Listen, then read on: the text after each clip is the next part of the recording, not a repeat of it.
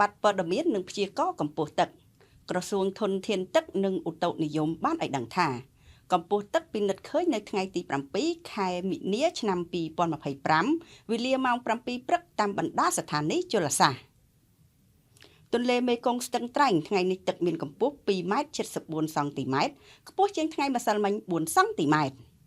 ទន្លេមេគង្គក្រចេះថ្ងៃនេះទឹកមានកម្ពស់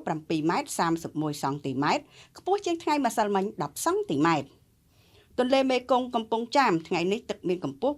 2.60 សង់ទីម៉ែត្រទាបជាងថ្ងៃម្សិលមិញ8សង់ទីម៉ែត្រទន្លេបាសាក់ចតុមុខថ្ងៃនេះទឹកមានកម្ពស់2.3 សង់ទីម៉ែត្រខ្ពស់ជាងថ្ងៃម្សិលមិញ6សង់ទីម៉ែត្រទន្លេមេគង្គអ្នកលឿងថ្ងៃនេះទឹកមានកម្ពស់1.28 សង់ទីម៉ែត្រស្មើនឹងថ្ងៃម្សិលមិញទន្លេបាសាក់កោះខែលថ្ងៃនេះទឹកមានកម្ពស់2.32 សង់ទីម៉ែត្រខ្ពស់ជាងថ្ងៃម្សិលមិញ2សង់ទីម៉ែត្រទន្លេសាបព្រែកក្តាមថ្ងៃនេះទឹកមានកម្ពស់1.8 សង់ទីម៉ែត្រខ្ពស់ជាងថ្ងៃម្សិលមិញ3សង់ទីម៉ែត្រ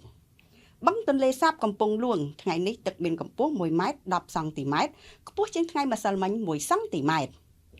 ស្ថានភាពទឹកទន្លេស្ថានីយជលសាស្ត្រទន្លេមេគង្គទន្លេសាបនិងទន្លេបាសាក់ទឹកបាននឹងកំពុងឡើងនិងស្រកបន្តិចបន្តួចសូមអរគុណ